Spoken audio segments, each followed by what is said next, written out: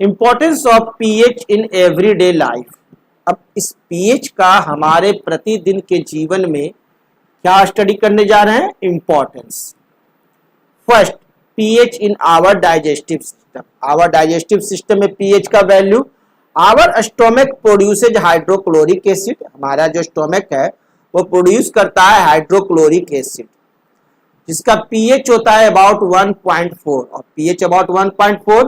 This dilute hydrochloric acid helps in digestion our food without harming the stomach. और ये जो dilute hydrochloric acid होता है, कैसा होता है? डाइल्यूट हाइड्रोक्लोरिक एसिड, वह हमारे स्टोमक को बिना हार्म पहुंचाए हुए, स्टोमक को हमारे को क्षति नहीं पहुंचाता है, लेकिन हमारे फूड को मजे से पचा देता है क्योंकि इसका पीएच वैल्यू कितना है?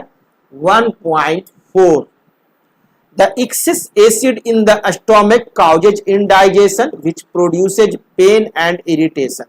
और यही अगर स्टोमक में हमारे को एक्सेस अमाउंट में यदि एसिड हो जाए, इस HCl की मात्रा बढ़ जाए, तो वो हमारे को क्या देगा? इंडाइजेशन देगा और हमारे को पेट दर्द करने लगेगा, पेन एंड इरिटेशन शुरू हो जाएगा स्टोमक में। In order to cure indigestion and get rid of pain, और इस इंडाइजेशन से बचने के लिए और इस पेन को दूर करने के लिए वी कैन टेक बेसेज, हम लोग बेसेज लेते हैं कॉल्ड एंटासिड्स, जिसको कि हम लोग कहते हैं antacids. Antacids means anti acid. Antacids का मीनिंग क्या होता है? Anti acid. The two common antacids used for curing indigestion due to acidity are, दो कॉमन एंटासिड्स हैं जो कि इंडाइजेशन में हमारे को क्यूर कराने में मदद करते हैं। फर्स्ट है हमारा magnesium hydroxide, milk of magnesia. एक तो है हमारा मैग्नीशियम हाइड्रोक्साइड जिसे मिल्क ऑफ मैग्नीशियम कहते हैं, एंड दूसरा है sodium hydrogen carbonate. Sodium hydrogen carbonate, baking soda, खाने वाला सोडा है ना। बेकिंग सोडा को ही हम लोग क्या कहते हैं? खाने वाला सोडा जनरल भाषा में।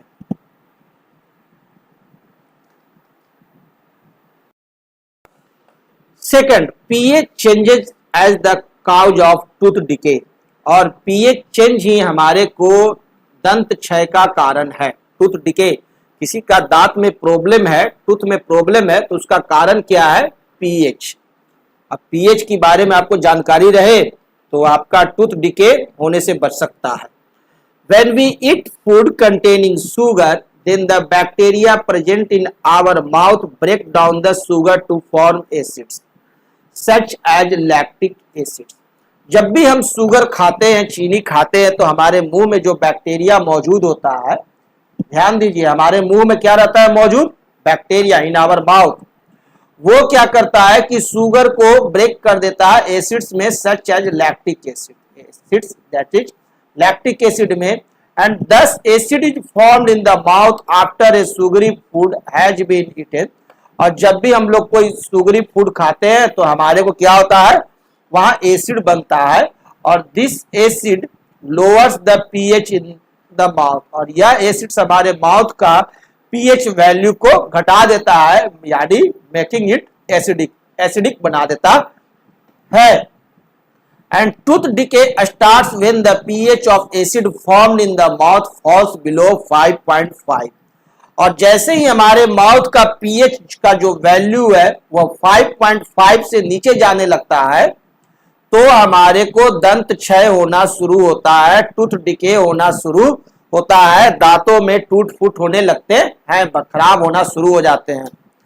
This is because then the acid becomes strong enough to attack the enamel of our teeth and corrode it, this sets in tooth decay. और इसी के चलते हमारा जो ये एसिड जो बना, वह हमारे जो स्ट्रॉन्ग जो है, बहुत ज्यादा स्ट्रॉन्ग जो एनामेल है जो कि टीथ के ऊपर होता है, उस एनामेल को भी बर्बाद करने लगता है, और वहां से टूथ डिके शुरू हो जाता है। The best way to prevent tooth decay से बचने का सबसे आसान तरीका है is to clean the mouth thoroughly after eating the food. भोजन ग्रहण करने के बाद मुंह को अच्छी तरह से धोना चाहिए। मेनी टूथपेस्ट कंटेन बेसेज, बहुत सारे टूथपेस्ट जो होते हैं वो बेस कंटेन किए रहते हैं to neutralise the mouth acid, जो कि माउथ के एसिड को न्यूट्रलाइज कर देते हैं। And the pH of toothpaste being about 8.0, और उन टूथपेस्ट का यदि आप पीएच चेक कीजिएगा तो वो करीब करीब 8.0 तक होता है, जिससे क्या होता है कि हमारा मुंह जो है, माउथ जो है वो न्यूट्रलाइज हो जाता है।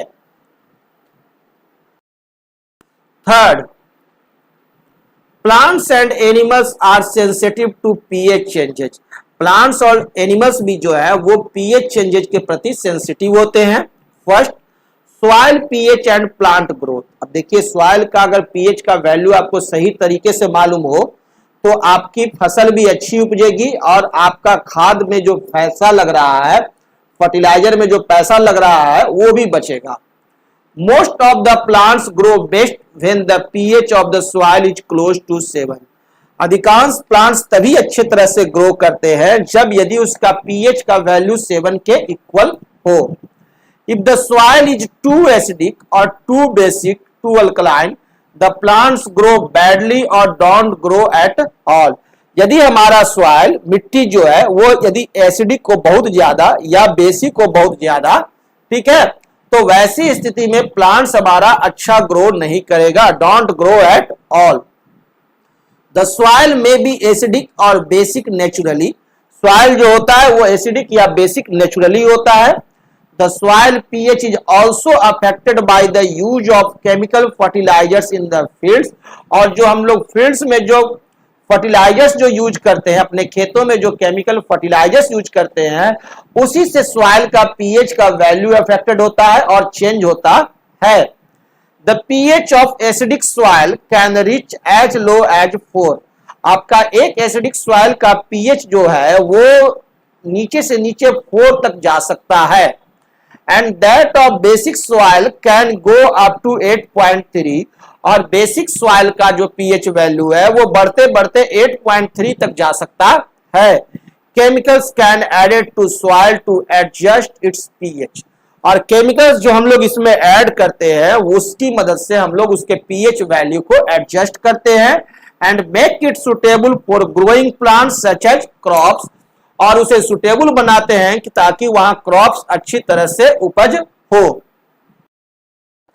Second, pH change and survival of animals. अब पीएच का चेंज और सर्वाइवल ऑफ एनिमल्स देखते हैं। The pH plays an important in the survival of animals. PH जो है वो आपका इंपॉर्टेंट रोल प्ले करता है in the survival of animals including human beings. Our body works well within a narrow pH range of 7.0 to 7.8। हमारा body तभी अच्छा काम करेगा यदि हमारा बॉडी का पीएच का रेंज जो है वो 7.0 से 7.8 के आसपास है तब। If due to some reason this pH range gets disturbed in the body of a person, then many ailments can occur। और यदि हमारा ये पीएच का रेंज किसी भी कारण से अगर डिस्टर्ब हो जाए तो हमारे अंदर बहुत सारी बीमारियां आ सकती है। Many elements can occur. The aquatic animals like fish can survive in lake और river water within a narrow range of pH change. और एक्वेटिक एनिमल्स, फिश भी जो रहते हैं वो भी आपका पीएच रेंज पर डिपेंड करते हैं। When the pH of rain water is about 5.6, it is called acid rain। यदि वर्षा हो रही है और वो जो रेन वाटर है उसका यदि पीएच 5.6 है के आसपास है तो इसका मतलब वह जो वर्षा है वह कैसा रेन है? एसिड रेन है। That rain is acid rain if the pH value of that rain water is near about 5.6। Too much acid rain can lower the pH of lake water or river water to such an extent and make it so acidic, or that the survival of aquatic animals become difficult। और यदि ऐसा pH value वाला water यदि आपके lake में या आपकी नदी में संग्रह हो जाए तो वहां पर जो एक्वेटिक एनिमल्स हैं उनका जीवन बहुत मुश्किल हो जाएगा। The high acidity of lake water or river water can even kill the aquatic animals like fish. यहां तक कि उसकी हाई एसिडिटी के चलते उस रिवर वाटर का या उस लेक का में मौजूद जो एक्वेटिक एनिमल्स है वो आपको किल हो सकते हैं, मर सकते हैं। Calcium carbonate is often added to acidic lake water to neutralise the acid that comes from the acid rain. और वहां पर हम इसलिए क्या करते हैं कि कैल्शियम कार्बोनेट उसमें डालते हैं और वो कैल्शियम कार्बोनेट उसे क्या करता है, उस एसिडिक वाटर को आपको न्यूट्रलाइज करता है और जिससे क्या होता है कि आपका वहां पर न्यूट्रलाइज होने से उसमें फिश जो है मरने से बच जाते हैं। This prevents the fish in the lake from being killed. और इस प्रकार से हम अपनी मछलियों को मरने से बचा सकते हैं। तो पीएच का वैल्यू जानते हैं तो अपना बॉडी ठीक रख सकते हैं, अपने आसपास की एग्रीकल्चर को ठीक रख सकते हैं, अपने फिशरी को ठीक रख सकते हैं। Self defence by animals and plants through chemical warfare. और बहुत सारे एनिमल्स और प्लांट्स जो हैं वो केमिकल वारफेयर के द्वारा खुद को बचाते हैं, सेल्फ डिफेंस करते हैं।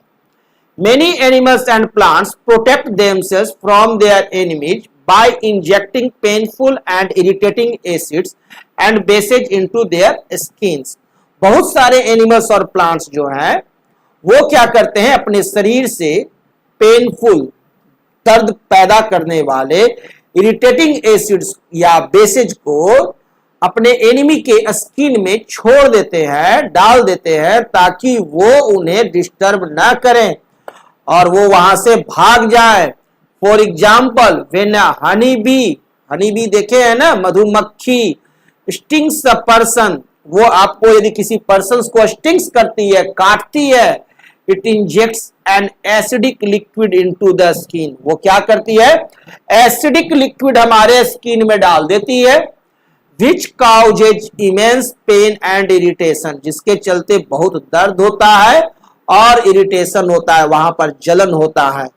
If the bee stings a person, यदि कोई बी काट ले, हनी बी काट ले, then rubbing mild base like baking soda, तो वहां पर क्या कीजिए, मिल्ड बेस जैसे कि बेकिंग सोडा को वहां पर रगड़िए, रब कीजिए, solution on the stung area, baking soda का सॉल्यूशन बनाकर वहां पर क्या करेंगे, रब करेंगे।